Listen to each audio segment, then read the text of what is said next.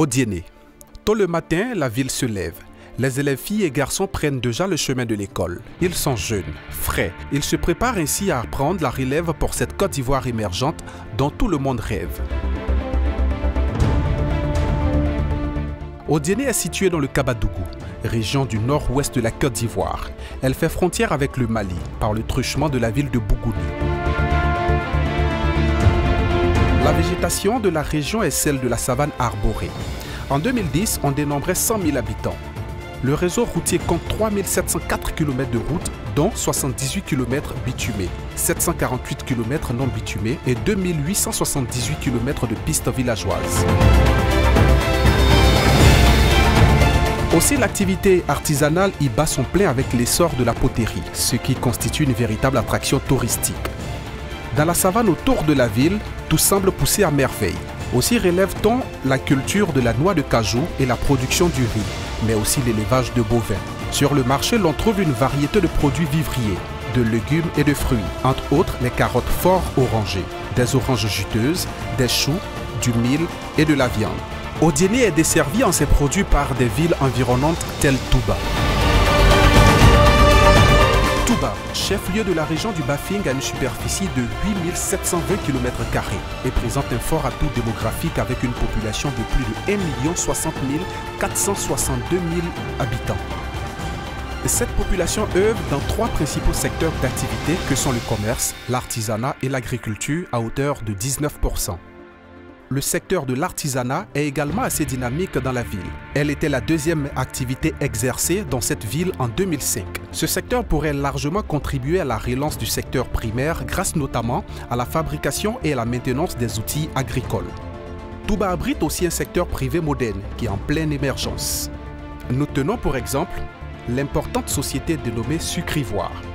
Sucrivoire est située dans le département de Koro à Borotou. Elle produit environ 52% de la production annuelle. Son effectif sur site est d'environ 272 personnes et est doté d'une force d'aimantation des populations avec plus de 13 000 personnes vivant autour du complexe. La campagne de récolte annuelle s'effectue de novembre à avril.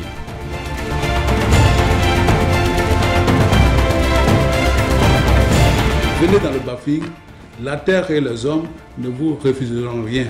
La proximité des régions du Bafing et du Tonkouy crée une vraisemblance sur l'aspect culturel. Les danses sur échasse, typiques des Yakuba, nous accueillent dans la région du Tonkouy. La ville de Ban, ou la ville aux 18 montagnes, est le chef-lieu de la région plus haut cité. La ville compte plus de 160 000 habitants. À Man, les pierres et les métaux précieux sont travaillés pour l'exportation. Le secteur informel y est dynamique avec le tissage artisanal de robes, boubous et tissus ouais. Aussi faut-il compter la sculpture de masques. Le tourisme a droit de citer dans cette région avec tous ses pôles d'attraction, entre autres les nombreux et impressionnants ponts des Lianes, toujours construits nuitamment. Les cascades spectaculaires, le parc national du Mont Sangbé, le Mont Tonkouy, l'un des plus hauts sommets du pays. Elle regorge d'énormes potentialités. Il y a plusieurs usines de bois, aussi bien à Danané qu'à Man et à Biancouma. Elle a des potentialités minières. J'en veux pour preuve la mine d'or d'Iti. On vient de découvrir également de l'or dans d'autres départements, mais il y a surtout le fer à Danané, à Man, et le nickel dans les départements de Biancouma et Sétil.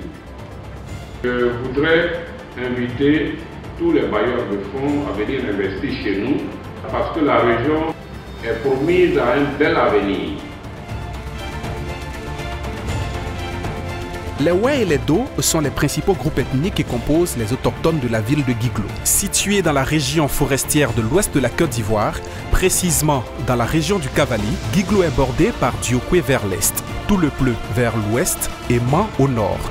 La filière bois est l'activité prédominante avec 18 unités industrielles spécialisées dans la première transformation dans la région de l'Ouest montagneux. En dépit de la crise, des tracasseries routières, de la pression fiscale, ces unités ont maintenu dans leur ensemble leur activité et préservé les emplois pour le grand bien des populations. Sur notre chemin d'exploration du nord-ouest de la Côte d'Ivoire, nous découvrons Guessabo. Ce matin-là, il grouillait de monde au fleuve de cette ville. C'est une routine pour ses habitants. Ils se rassemblent quotidiennement à cet endroit pour mener leur activité commune, la pêche. Les poissons d'eau douce sont les plus visés par cette activité. Elle est très dynamique, mais demeure artisanale et pratiquée en majorité par les ressortissants des pays voisins. Située au centre-ouest de la Côte d'Ivoire, Daloa est chef-lieu du département homonyme de la région du Haut-Sassandra. Elle comptait 173 107 habitants en 1998. Ville moderne et ambitieuse, Daloa offre toutes les commodités requises à une métropole moderne avec une place financière importante. Le secteur de la culture et de l'artisanat occupe une place importante dans cette région. Véritable centre carrefour, Daloa est une ville transit qui abrite une unité régionale d'enseignement supérieur depuis août 1996. Unité érigée en université de plein exercice avec pour dénomination Université Jean Lourougnon Guédé depuis octobre 2012. Nous avons beaucoup d'autres potentialités culturelles que nous devrions pouvoir montrer à tout touriste qui nous ferait le plaisir de nous rendre visite. En tout cas, la région du Haut-Sassandra est l'un des atouts majeurs de la région ouest du pays et qui est prêt à accueillir tout investisseur et tout touriste qui aimerait découvrir la Côte d'Ivoire. Nous rejoignons le Grand Nord à partir de Daloa, direction le Ouorodougou, l'une des 19 régions de la Côte d'Ivoire. D'une superficie de 21 900 km², sa population est estimée en 2010 à 536 012 habitants. La ville de Séguéla en est le chef-lieu. Cette région regorge de minerais tels le diamant, mais l'exploitation reste souvent artisanale. Séguéla, c'est aussi la culture et la commercialisation du café, du cacao et de l'anacarde. Continuons notre découverte du Grand Nord avec cette fois-ci la ville de Mankono. Situé au centre du pays, c'est le district administratif du Woroba, plus précisément dans la région du Béré. Le département de Mankono compte 210 000 habitants, selon le dernier recensement organisé dans le pays. Aussi le célèbre ranch de la Maraoué qui faisait la fierté d'antan de la Côte d'Ivoire s'y trouve.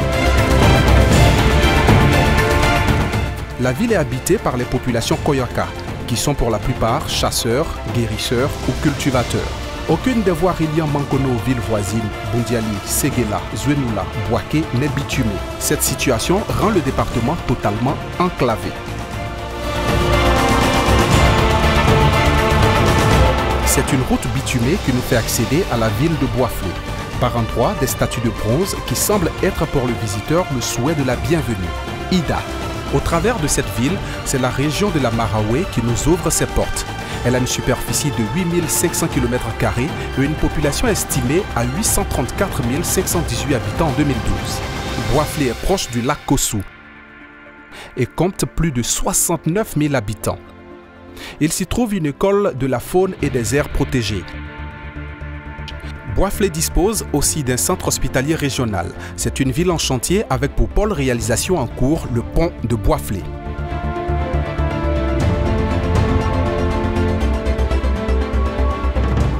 Ayoka est un terme en langue locale, embêté notamment, qui traduit notre gratitude au conseil régional qui nous reçoit, celui du Go. Go a pour chef-lieu la ville de Gagnoa. Elle a une superficie de 6 900 km² et une population estimée à 813 320 habitants. L'essentiel de l'économie de la région se rapporte au cacao et à l'industrie du bois. Elle est située dans une zone forestière dense et arrosée par l'affluent du Sassandra, le Davo. Le département compte aussi un centre hospitalier régional, CHR, une maternité, un centre antituberculeux. Il est essentiellement agricole. On y produit du manioc, du cacao, du maïs, de l'igname, du riz, du café, de la banane plantain et autres produits vivriers. Concernant les infrastructures dont dispose la ville de Gagnoa, il est à noter que le bitumage des voies est un réel handicap pour le transport tout azimut. Point important de notre périple dans le nord-ouest du pays, Soubré mérite toute attention. Soubré est une ville du sud-ouest de la Côte d'Ivoire. La ville est construite sur une courbe du fleuve Sassandra. une abondante faune peuple encore les forêts alentours et on y trouve des buffles et des éléphants. Cette région produit principalement du cacao et du café.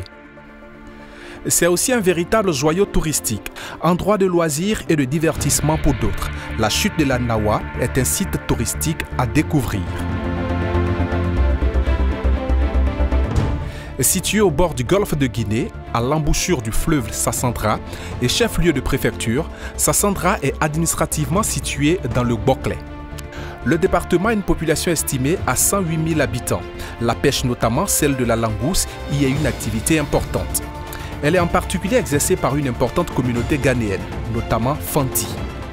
La région côtière est couverte de mangroves. Le parc national du Gaoulou se situe à proximité. La côte compte de multiples plages.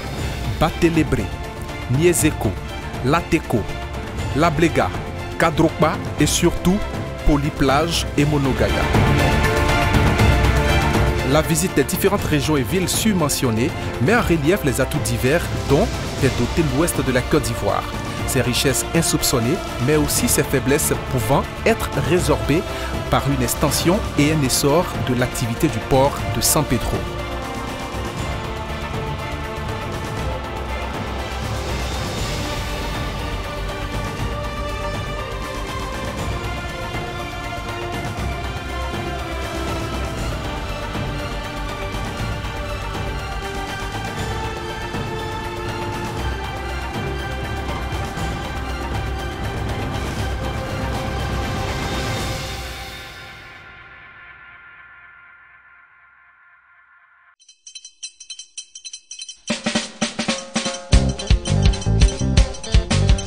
San Pedro, nous y sommes.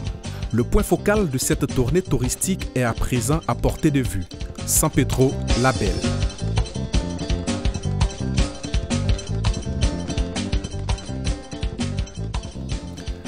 San Pedro, c'est pour nous l'espoir, en donnant vie à une région, de fournir des emplois nouveaux, en nombre considérable, et aussi des terres à tous ceux qui auront le souci de les mettre en valeur, de créer, en définitive, un pôle de développement qui contribuera à l'équilibre de notre économie. C'est aussi un pari raisonnable, celui de l'enthousiasme, de la foi en l'avenir, de notre volonté de doter notre pays d'une infrastructure à la mesure de nos besoins, dicte le président Félix Houphouët-Boigny le 6 août 1969 à Mans à l'occasion de la fête de l'indépendance. Telle est la vision qui continue de nourrir les ambitions du port autonome de San Pedro. Principale infrastructure économique construite en 1971, a pour vocation de réduire les disparités régionales en créant un pôle de développement au sud-ouest de la Côte d'Ivoire. Ce port sert également de port de transit pour les régions limitrophes sans littoral, Mali, Guinée forestière, Est du Libéria. C'est le port naturel de ces régions. La création du port de San Pedro a permis la construction du premier port ivoirien en eau profonde, la création de plus de 40 000 emplois directs et indirects du fait de l'activité portuaire et agro-industrielle, le développement de plantations agricoles et l'implantation d'unités agro-industrielles de transformation de bois, du cacao, etc. Le bitumage des principaux axes routiers reliant San Pedro au sud-est, au sud-ouest et au nord de la Côte d'Ivoire. Grâce à la nouvelle stratégie commerciale déployée et l'optimisation de l'exploitation portuaire, le volume des trafics traités au port de San Pedro a presque triplé ces 3 dernières années. En effet, le trafic de marchandises, qui stagnait autour d'1 million de tonnes depuis 1971, date de la mise en service du port jusqu'en 2010, a atteint le record de 4 325 665 tonnes pour la seule année 2013, c'est un an plus tôt. Ce qui a permis de générer en 2013 des recettes douanières estimées à 144 milliards de francs CFA, en hausse de 20% par rapport à 2012, soit près de 15% des recettes douanières de l'État. La diversification et l'accroissement substantiel du trafic assurent, quant à la réalisation de ces objectifs, de 5 millions de tonnes de marchandises à court terme à plus de 10 millions de tonnes de marchandises à moyen terme et à environ 100 millions de tonnes à long terme. Ces objectifs de trafic à court, moyen et long terme sont en cohérence avec la stratégie de l'émergence de la Côte d'Ivoire à l'horizon 2020. le schéma directeur du port de San Pedro à l'horizon 2035, financé par l'Union européenne et le plan d'entreprise 2013-2015, retrace les dites ambitions. En décembre 2012, lors des travaux du groupe consultatif de Paris organisé dans le cadre du financement du PND 2012-2015, 5 projets du port autonome de San Pedro ont été retenus. Il s'agit de la construction d'un nouveau terminal à conteneurs, la viabilisation de 150 hectares du domaine portuaire, la construction d'un terminal polyvalent industriel, la construction d'une plateforme logistique pétrolière et la construction d'un terminal minéralier. En dehors de ces projets inscrits au PND, il est prévu la construction d'un terminal d'hydrocarbures, la création d'un port avancé à Odiéné, la construction d'un port de pêche semi-industriel.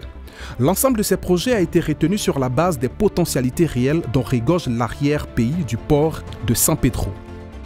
Évalué en termes de trafic des matières premières à plus de 3 milliards de tonnes composées essentiellement de minerais et de produits agricoles. De même, la transformation d'environ 50% des produits agricoles, encouragée par le gouvernement ivoirien à travers divers décrets et décisions prises en Conseil de ministres, montre bien la nécessité d'implantation des industries dans les zones de production agricole. La place portuaire de San Pedro et les régions limitrophes abritent des unités agro-industrielles spécialisées dans la transformation du cacao. Le taux de transformation du cacao en 2013 avoisinait les 30% au niveau national, soit 130 894 tonnes. La mise en route de ces projets portuaires permettra sans nul doute de favoriser les implantations industrielles, réduire la pauvreté dans les zones d'influence économique et d'accroître le trafic à valeur ajoutée avec son corollaire de création d'emplois et de richesses.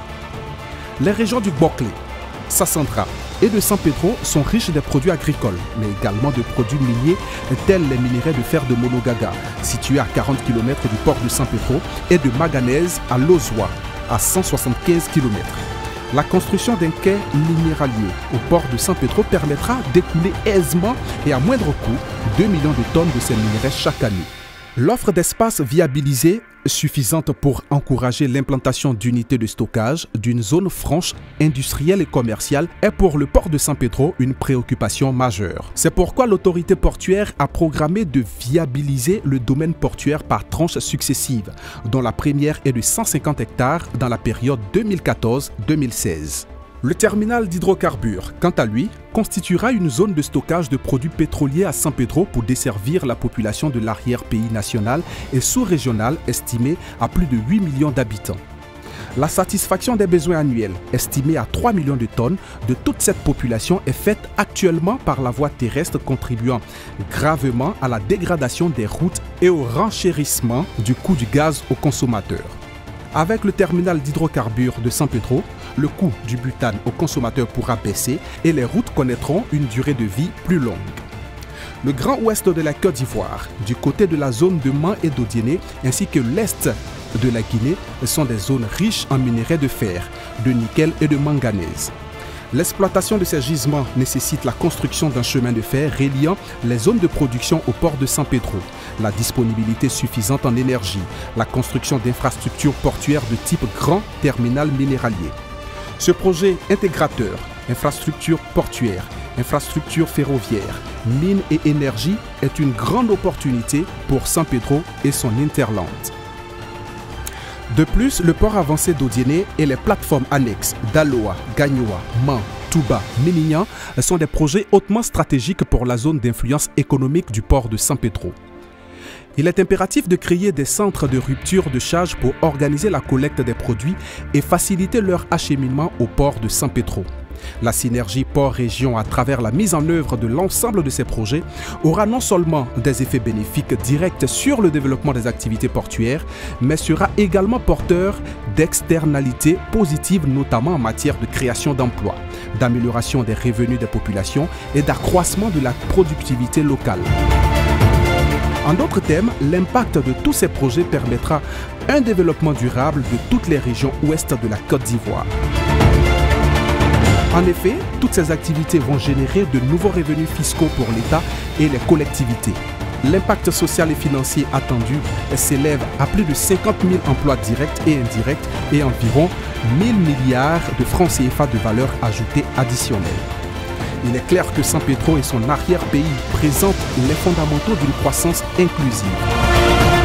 La semaine industrielle et portuaire de San Pedro, Simport, vise à favoriser la relance et le développement économique de la région de San Pedro et de son arrière-pays.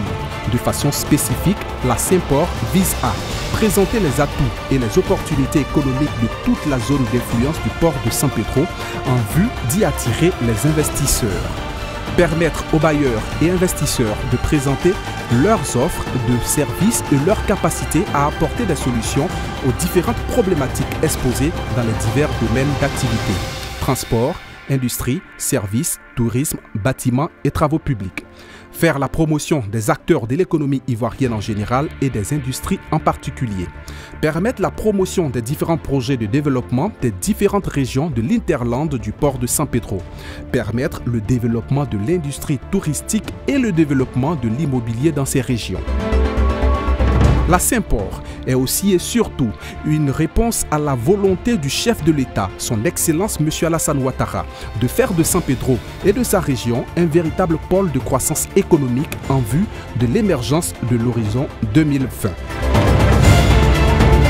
Ainsi, en relation avec les partenaires, Ministère des Transports de Côte d'Ivoire, Port autonome de San Pedro, CEPICI, Bolloré Africa Logistique, Chambre de commerce française en Côte d'Ivoire, Comité de concertation État-secteur privé, Compagnie ivoirienne d'électricité, Orange Côte d'Ivoire et des conseils régionaux de San Pedro, de la Nawa, Soubré, du Boclet, Sassandra, du Cavali, Giglo, du Bafing, Touba, du Tonkwi, Man, du Guémon, Diokwe, du Folon, Minignan, du Worodougou, Séguéla, du Kabadougou, Odiene, du Béré, Mankono, du Go, Gagnoa, du Haut-Sassandra, Daloa et de la Maraoué, Waflé, la première édition de la semaine industrielle et portuaire de San Pedro, Simport, se tient du 7 au 9 mai 2014 à San Pedro, sous le thème « Pour un port et une industrie de croissance » et s'articule autour de panels, conférences, ateliers et expositions.